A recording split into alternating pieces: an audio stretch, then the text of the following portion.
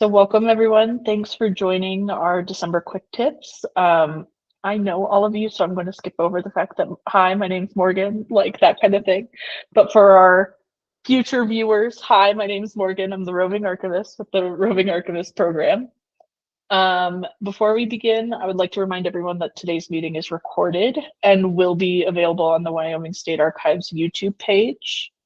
And I would like to thank our sponsors slash funds for this program.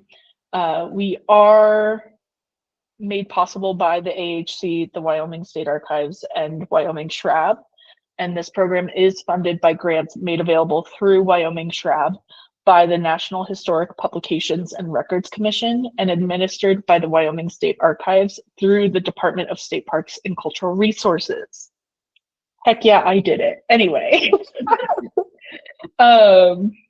With that being said, I would like to introduce you guys to our newest quick tip session. It's called Collections Corners, where everything is about us and our collections and just kind of the year in review type stuff. It is a show and tell style session. And I'm just excited you guys are here because with that, we have three organizations represented with all of us here. So to put it simply, we're going to raise your hand if you have something to share. Place all questions in the chat while others are sharing. Once they are finished sharing, I will open up the floor for questions and answers style, unless they open it up before me. And then you share as much or as little as you want. This is completely up to you guys. And most of all, we're just here to have fun today. Whether it be from just sharing what's in your collection to asking a question about something that's come up. We're here to just kind of roundtable it and just talk to each other because we all are familiar with collections and the struggles that we all go through. And I wanted a space for us to be candid about it. So we're here to have fun. There's no judgment. It's a safe space. I did print some icebreaker questions to get into it and to get us talking, but we don't have to stick to these questions specifically. So with that, does anybody want to start us off with sharing about a new acquisition that you're most excited to introduce, or what recent accession has your organization received?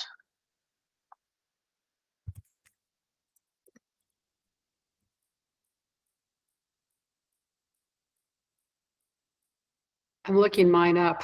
Forgot. You're good.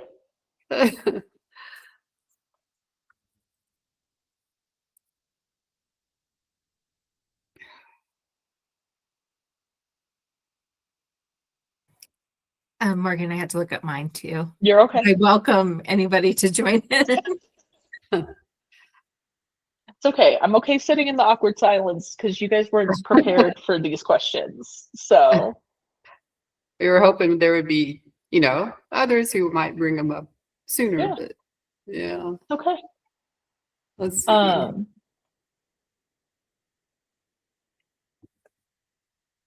Or Sierra, how's your digitization stuff going? Because you were working on maps, right?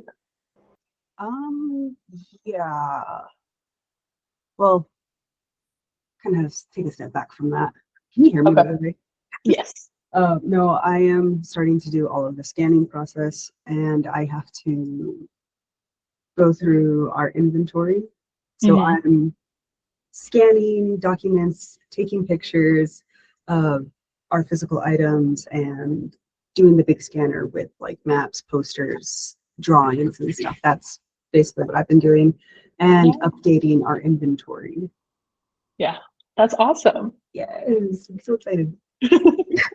It's a lot of work though. But, yeah, it's a lot of work, but it's work that you immediately see a result in almost, and that's what I find satisfying about it. Oh yeah, this is making me happy because like I also get to arrange and organize. Oh yeah, get to help my OCD right there, man. I love it. Oh, I have hopefully this will share okay. Let's see. Yeah. I can take my share down. Not as quite as used to Google Meet as I am with Zoom. So I'm looking. Share screen. Let's see. Yes.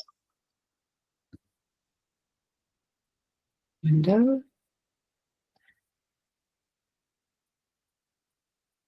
Perfect. Can you see this card? It's a greeting card. Mm. Yeah. I had to pull it up in a blog post that I did, but this greeting card in our Nellie Taylor Ross papers is what sent me down the path of trying to figure out the KKK Ku Klux Klan presence in Wyoming in the 1920s. And I think it was a local historian, Kim Viner, who pointed this card out to me. I can't remember exactly who did it. I think it was Kim. And I saw this. It says, with sympathy, and it's a sympathy card to Nellie Taylor Ross when her husband, Governor William Ross, died. And Cheyenne women of the Ku Klux Klan. I'm like, what? What? So that got me started. And it just shows how one piece of an archival collection can offer you a clue as to what was happening in your area. And come to find out, the Ku Klux Klan in the 20s had a huge presence in Wyoming, especially in Casper. Oh, wow. Yeah, and so it actually led to an Annals of Wyoming article and a piece in wildhistory.org. And there's probably enough material about this to write a small book. The head of the KKK in Wyoming was actually a national figure in the KKK Wow. Administration. He wasn't super high up, but he was prominent enough to be part of their committees. So he did a lot of traveling to Washington, D.C. And it's just, one little piece of a collection can open a window. And that's really what this piece did for me. Yeah. Can I have you dig in a little deeper when you say it opened a window for you? What did you end up learning from this? Like just about the presence or more than that? Yeah, well, first of all, I didn't even know there was a 1920s KKK. I always thought of it as, the Reconstruction era after the Civil War is when it came up again. So it just led me to a discovery that, this organization existed. And then I thought, well, okay, it's going to be in the South. Well, no, actually it was stronger in northern states and western states. And then I thought, but it probably really didn't have much of a presence in Wyoming, with a small population, widespread geography. And again, no, it actually did have a presence in just about every town, city in Wyoming. And so through every step of this process, discovery that this even existed, discoveries that it was prominent in areas you wouldn't have expected, then prominent in Wyoming, and then the national status of the leading figure in Wyoming. So it was just discovery after discovery with this. Yeah. And for whoever's listening, if you're in Wyoming, the article includes leading figures in most areas of Wyoming. If you're curious about who was identified, maybe falsely, maybe not, of leaders of the KKK throughout the state, that's actually also in my article. So that was another discovery. Yeah. I can stop sharing if you, unless there's anything Yeah. else. Does anybody have any questions or anything?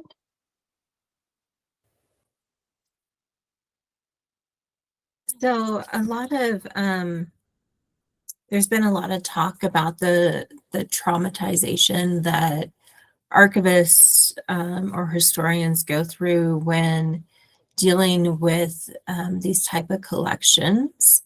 Is there any tips that you might have that you used when you were trying to do this kind of research? Yeah, Sorry, that's a really hard question. no, it's a very good question though. And I think it would really hurt someone more than maybe it did me if they were one of the identified groups that the second KKK was against. And in this case with them, it was mostly Catholics. And the rhetoric that they had against Catholics, certainly African Americans, others were part of their hate message, but Catholics were particularly mistreated. And in Wyoming, I didn't get the feeling there was a lot of violence associated with it, but I think I need to do some more exploration to see if there were certain incidents that happened. I know that they burned down a couple of roadhouses in Casper because they were also the law and order group. But for me, it was actually rather enlightening to see, because to me, what I saw during my research enlightened me to the fact that this kind of thing is always present, sometimes more under the surface, sometimes not, and that it comes and goes and comes and goes. So I don't know that in this particular case, I suffered as much as I learned. Now, if I had researched something else, there has been cases of what impacted me more was a case of lynching that happened here in Laramie that I found just gruesome and horrible. And how to handle that, I don't know. Talk about it. Don't keep it hidden. Don't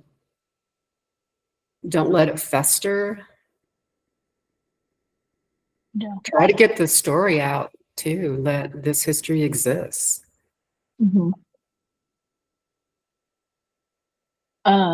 I found when working with difficult topics, I once worked on a collection that had a number of materials based around someone who committed suicide. And for my own mental health and my own self-care, sometimes I had to take breaks from the collection and go work on something else in order to process and handle that going forward. So even talking it through, talking it out, but also making sure you are taking the time and the space to really process it.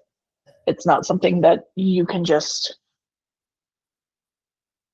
blink and then it's over. It is a dark and scary and horrifying thing that could come up in your collections. But ensuring yourself before moving forward is always one of the best ways to go about it. And if you can't handle something, I would go to a supervisor or a colleague and say, hey, I can no longer work on this, and see what can be done or how it can be processed later on. Yeah. That's at least for the processing phase.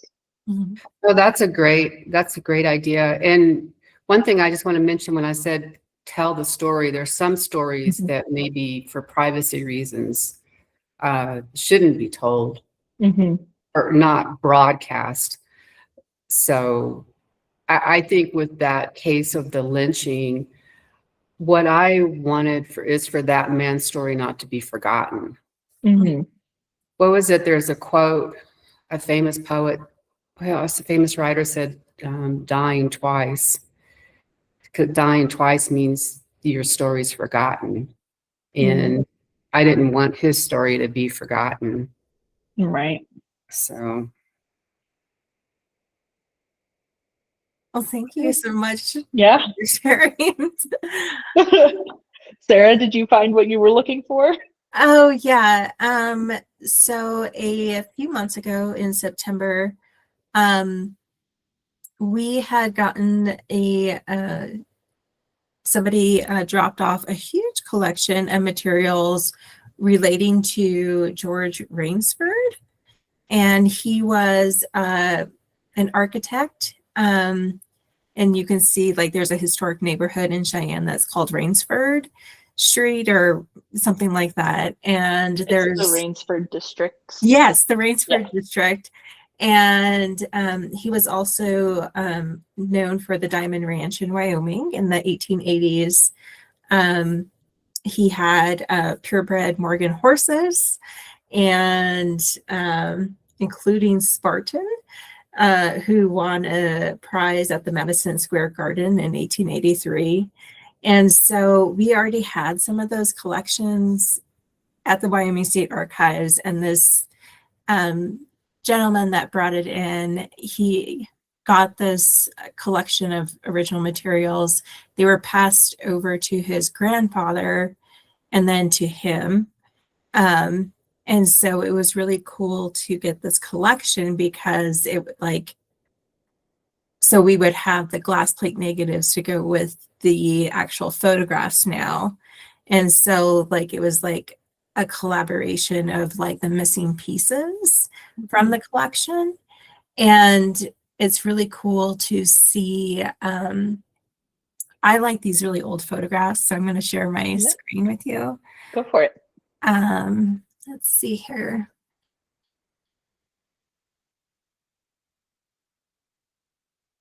So I don't know if you guys can see this very well. Yeah. So this is just one of the houses in Cheyenne that Rainsford designed.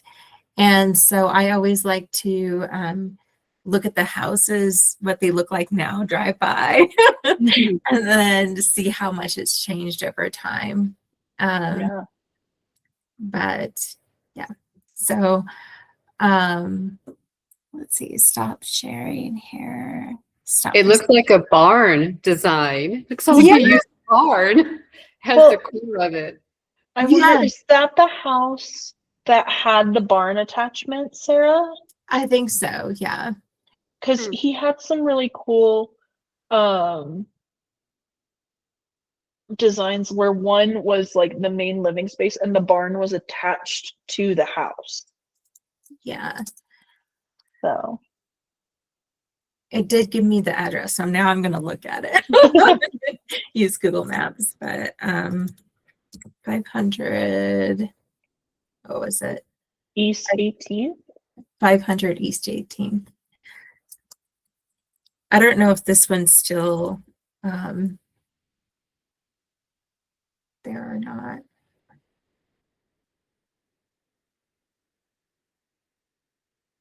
And while Sarah's looking, I just thought I'd mention for audience, one thing at the HC that I don't know that we do as good of a job of as we could is talking about our donors and kind of the behind the scenes things that go on.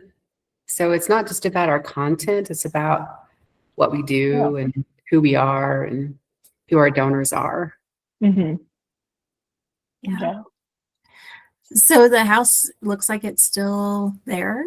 It's yellow, but you can't see very much on the Google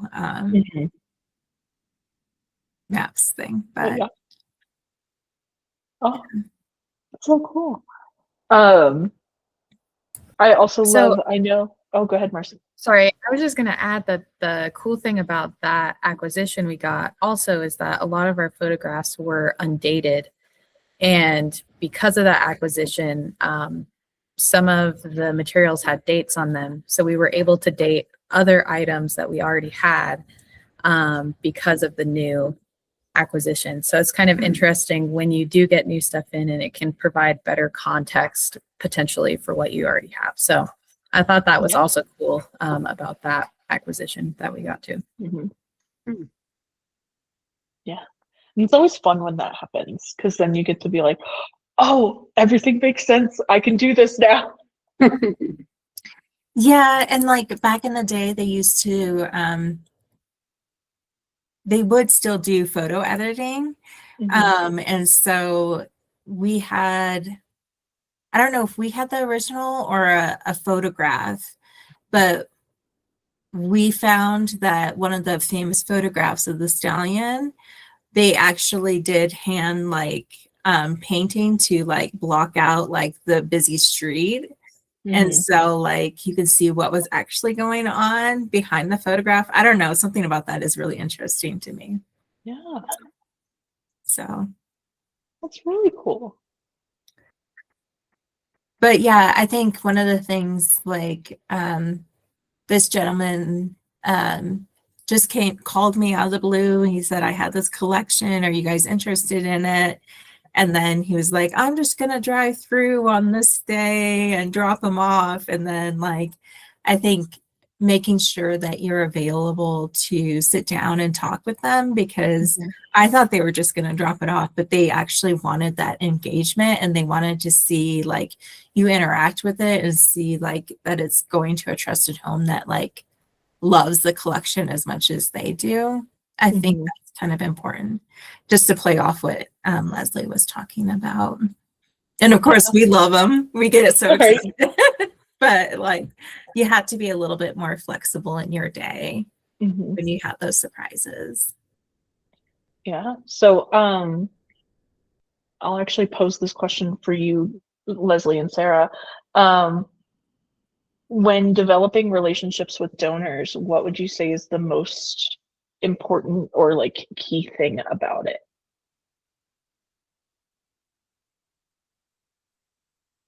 Well, one thing that comes to mind is I think some donors believe, well, I better gather everything up because I can only do this one time.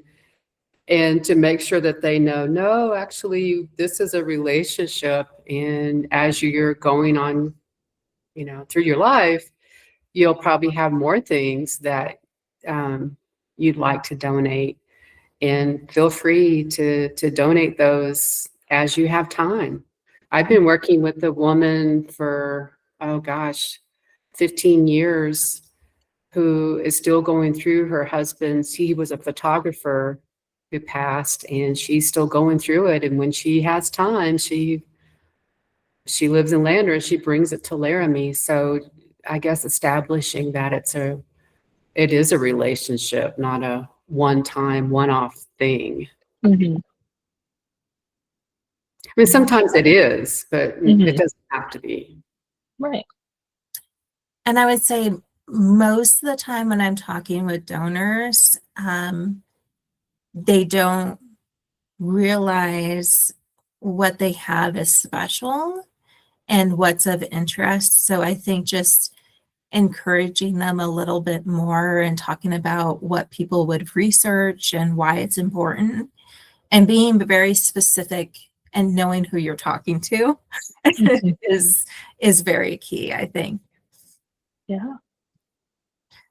I'm a bad donor. I get so interested in a lot of things. I always see value in everything, which is not good, but I do think it's really off-putting when you're meeting with somebody and you've been corresponding with them like via email, and it doesn't seem like you recognize who you're talking to, or Right. Yeah. I'll mention one other thing that I think has been really helpful. For a long time, we didn't have anything that told potential collection donors what it is we collect. And so we established a brochure to say, if you're an individual, these are the things we typically collect. These are what's considered archival, and making sure that we include, you know, your electronic files, especially now more than ever. There isn't usually an analog component. So that includes the electronic files Yeah. for individuals, for organizations. So we have a brochure. We have call it the Types of Materials Collected brochure.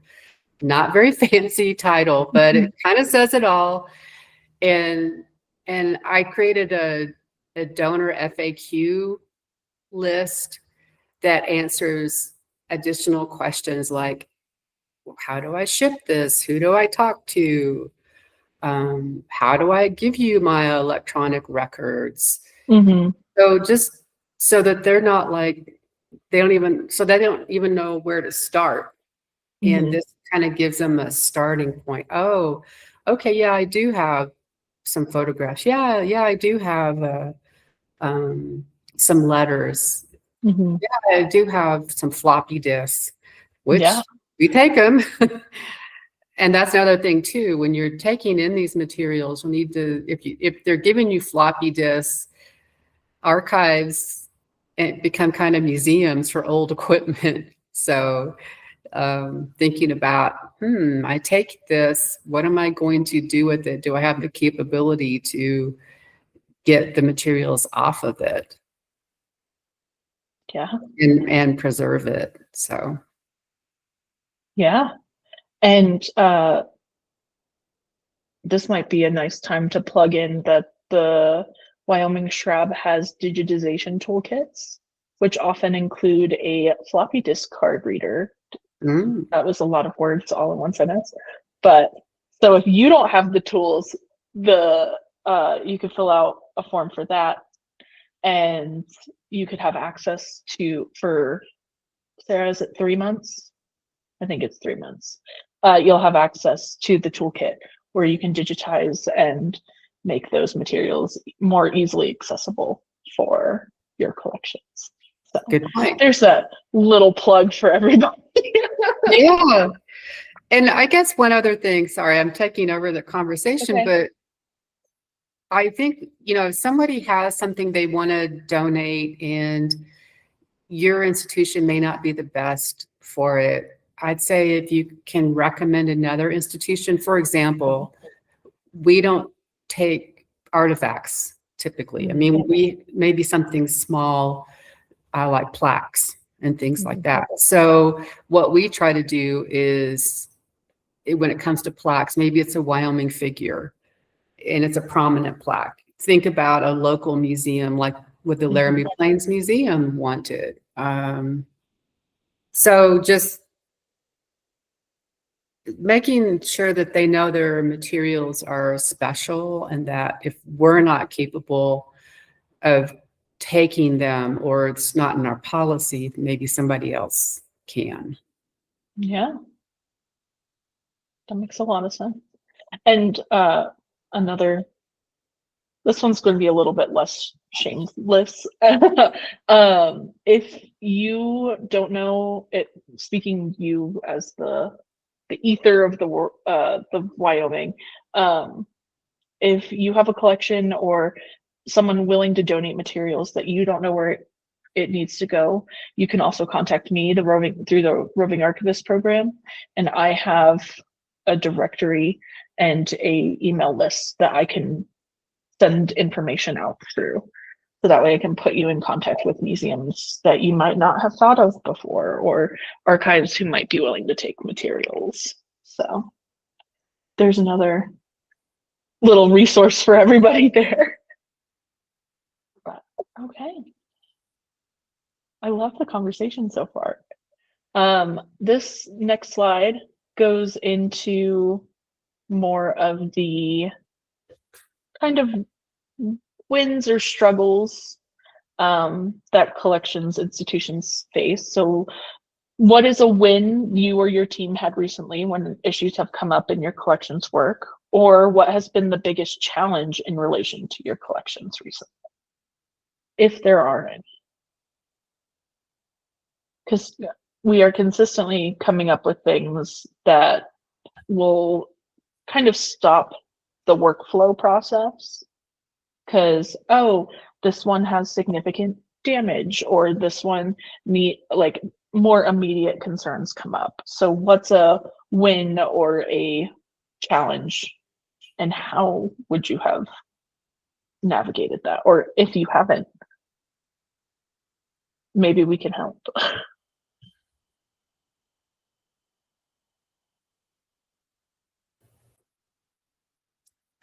I don't want to take over the conversation, but I'm going No, Sarah, go ahead. So we do accept electronic or digital materials for our collections, and we have a way to preserve them. But I think one of the, with the changeover in our staff recently, I think we've been wanting to change the way we process collections as well. In the past, we'd send all our digital to one person to deal with. And I think right now, I think it's better if we can create a bigger like workflow. So everybody, all the processors are dealing with the digital materials. So it's kind of a win, like we got new staff, yay. But also like there's a challenge in there that we're changing workflows and we're needing to create a new process for just our processing of collections and how to care for the new formats, the digital formats. I don't know, Sarah, have you been dealing with those kind of digital things as well?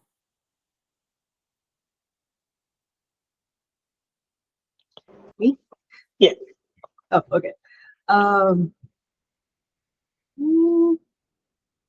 Honestly, most of our issues as of right now, because it's just kind of the way I see it,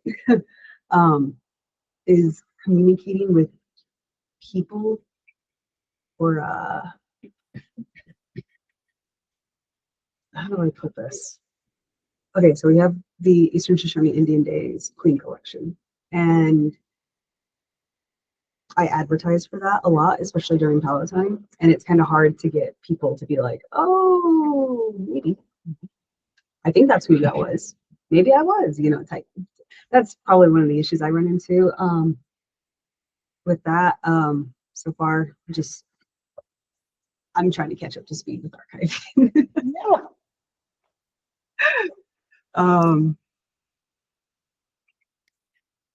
So when you say connecting with people, like identifying people in the photos and that sort of thing? Yeah. It's identifying them, make sure that it's the right year. If they do give us photos, and also because I want to fill out, okay, the website that they're on, they have like a description, and one of the girls I am most proudest of, obviously, because she took the time to actually like talk with me and stuff. But hers is like ideal of what we look forward to for like the queens and stuff, or just royalty in general.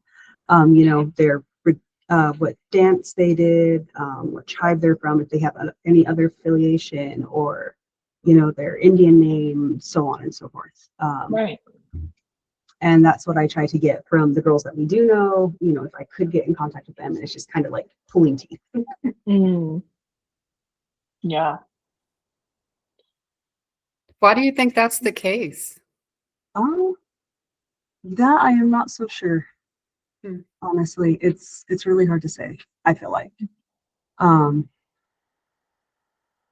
Definitely with the older generation, it'll be hard because some of these ladies did pass away, so it is kind of hard to get stories on them. So, but sometimes our elders just don't really want to talk about it. They're just like, yeah, I did it. That's all you need to know. It's like, oh, okay. Well, thanks. Yeah, they don't know that it's important. Kind of Sarah was talking about. It might be possible to corroborate some of it with other, like I know that the American Heritage Center has material.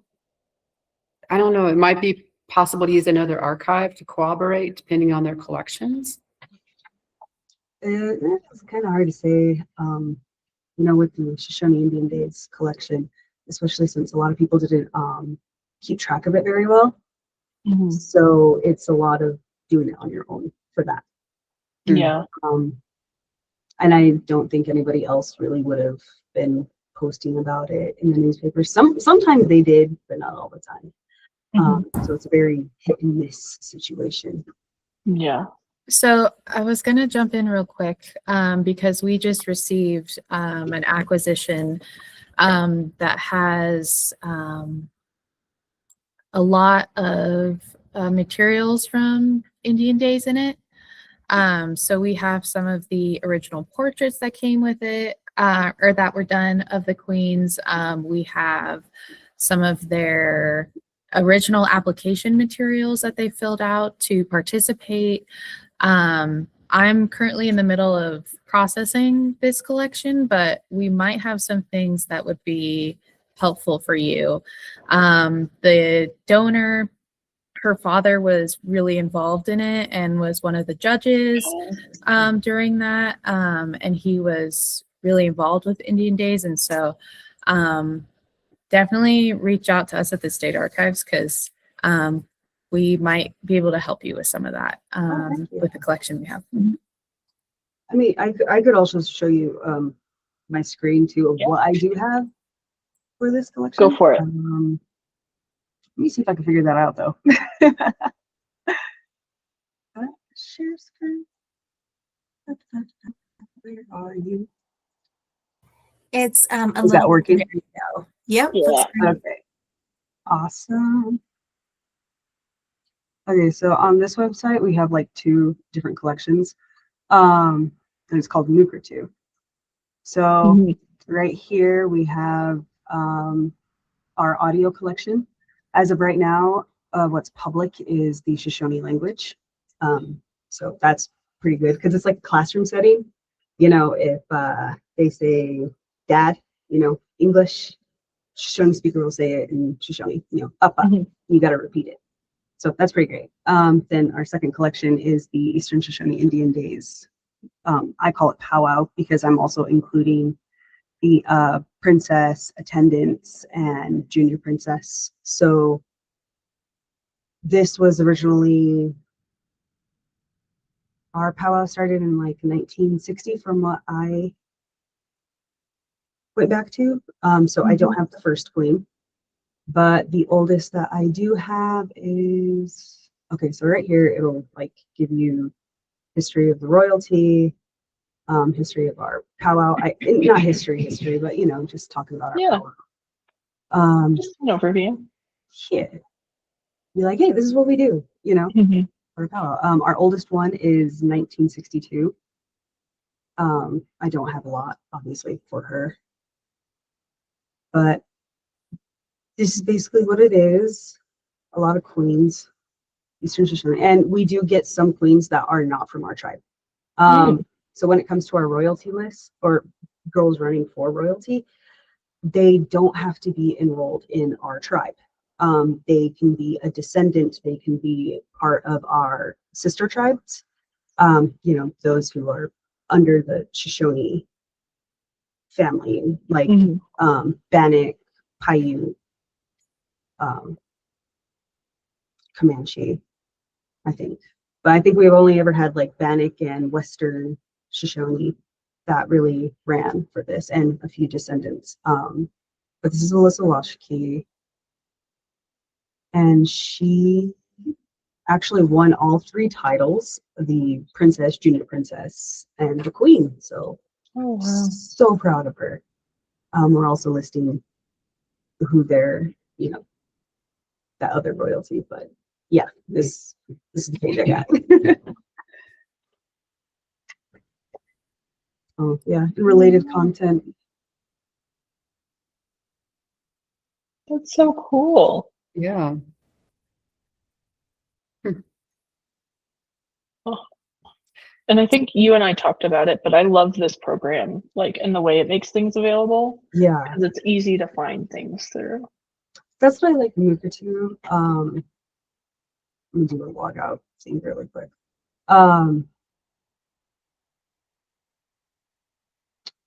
It's really good for like public stuff, but if you have stuff that you need to separate, you know, and only specific people can get specific things, you know, then that's where it's kind of like, oh, okay, well, now you're falling apart on me. Right. But yeah, this is our language section. I am going back to like redo it, make it better, so that people can know who these are, if I do know who they are, you know, what they're saying briefly. Yeah. And also make sure that nobody gets their eardrums blown out. So I made that sacrifice so nobody else can suffer. But yeah. Oh, awesome. And I think one of my favorite ones is number 63. Yeah. Nope, not 63. 68. Yep.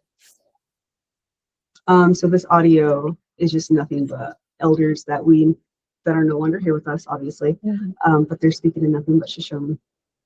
And I don't know, something about that just feels, it does something for me. But we're still trying to get it transcribed to what they're fully saying. And as far as we got is the war bonnet dance. So that's another issue actually with our audios. If they're speaking nothing but Shoshone, like this one, we have to find elders. I shouldn't say have to, but we do have a group of elders that we can be like, hey, what are they saying in this? You know, get them to listen to the full thing, which is kind of hard with this audio because you have to wear headphones to hear it. But if you're presenting it to like a group of elders, the audio just sucks so bad. Gotcha. So even with, have you tried, you may have already tried this and it could just be, it just sucks. But have you tried those audio speakers that plug in and have the dual, they plug in like a headphone jack? Yeah, we have like a surround type sound system in there, but it still just, it doesn't do it. I probably have to figure out how to turn the volume up on these things. I tried messing with it before, but there's probably a professional thing. Is it because of background noise? No, just soft spoken. Yeah, people. The audio for some reason is just very quiet. So that's probably one of my other issues is there too.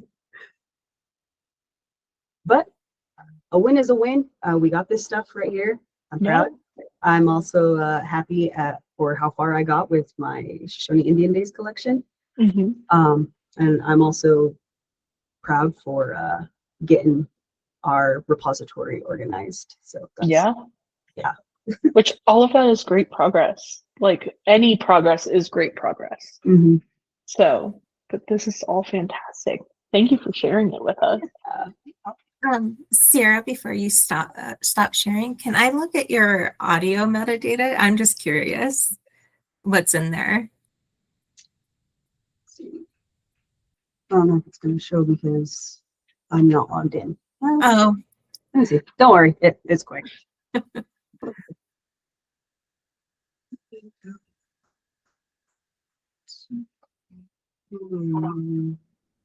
what am I doing? I'm going crazy. That's what I'm doing.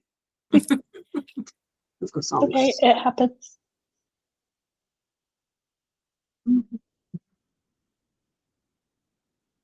See. I think that's just most it's gonna show. Okay.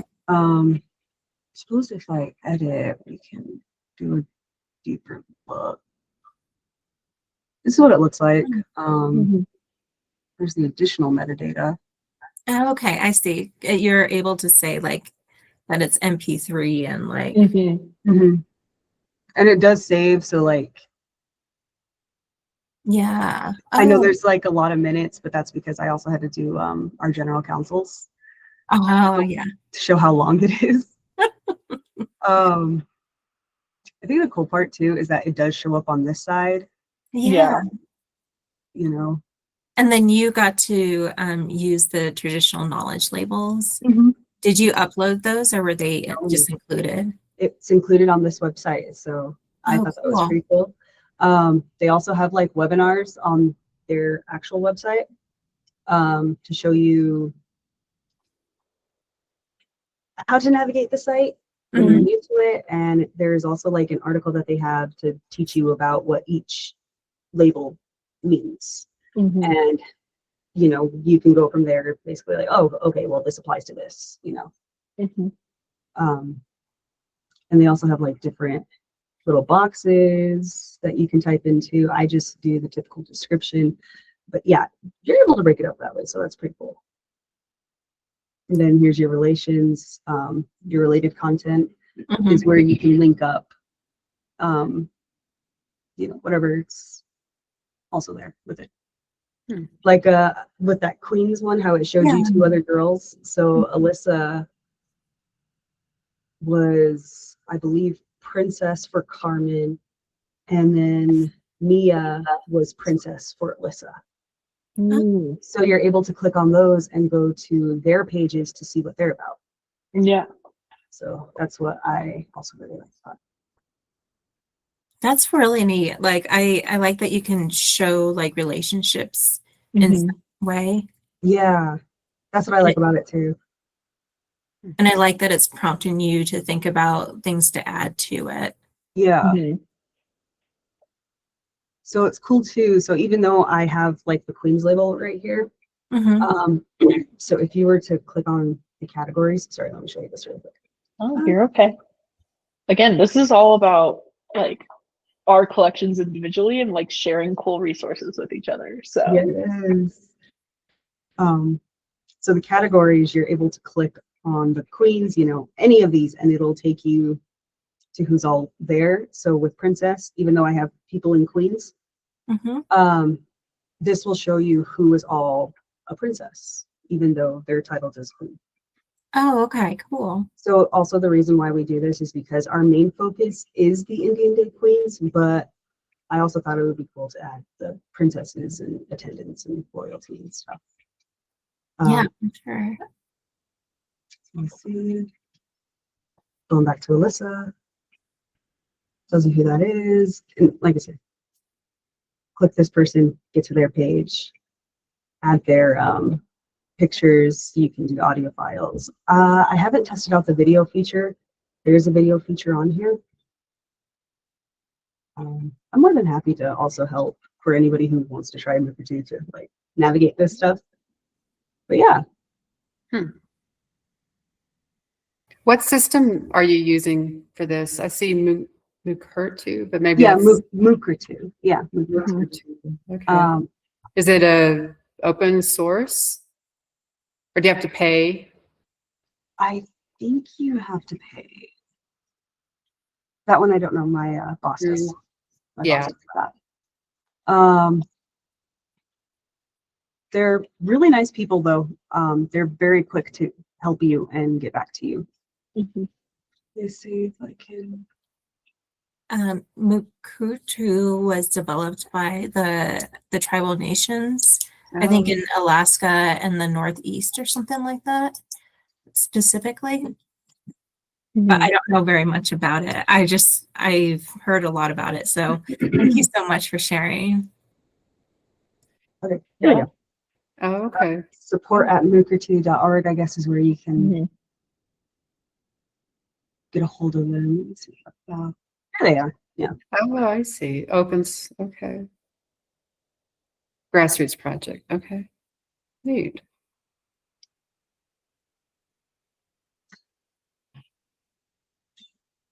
I'll just mention too, in addition to being an archivist at the American Heritage Center, I'm an assistant editor for wildhistory.org. And we have a blog that we like to feature what people are doing around the state. So if you have something that you'd like to talk about and get across to maybe even a wider audience, we're happy to host that on our blog. can The just web- contact me. I coordinate it. Oh, the website? Yeah, well, I coordinate the wyohistory.org blog. Mhm. And so if you're not familiar with wyohistory.org, it's an online encyclopedia of Wyoming history. And it has other resources as well, educational resources. But one of the things we do is a blog, and then we push it out to our subscribers. So it's a good way to let people know what's happening around the state, various organizations. Oh, that reminds me, I need to sign up to be a subscriber. Yeah, that's helpful. That'll be nice. To, Yeah, if you want to um, feature something. Yeah. I will say too, how we advertise is like through Facebook and Instagram, and we also have like a YouTube. And I try to make videos that like, especially with our generation, you know, the Gen Z generation, is to make it eye-catching and flashy. And I think it's also very helpful to draw people's attention, like not only to archives and stuff like that, but also to the museum. Remember the museum that the Eastern Shoshone is hoping to build. Mhm. You know, get the youth engaged and make it eye-catching and talk them like, hey, learn about your culture, you know, Yeah. but also allow you know, non-tribal people to be like, ooh, I want to learn about them. You know, I want to know about like Chief Oshki or Sacagawea or the sub-chiefs that signed the Fort Bridger Treaty and so on. So, Yeah. And the cultural center that they're building and working towards is really cool. And it's a neat space to not only learn, but also like it's built for the community itself. So I really liked that part. so in the chat too, I'm gonna drop our museum website page for you guys to check out. Which any links that are in the chat just for video purposes, I will also put in the description on the YouTube page. So keep going. Sorry. Yes, no, you're fine. I'm also gonna drop the our Move for Two page too for you guys to check out.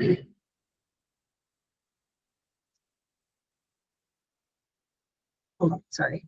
Okay. But yeah, that's great. That's really nice to know. Yeah. Perfect. Okay. I did have one more question prompt, but we are nearing the end of our session today. So I'm going to go ahead and start winding us down. And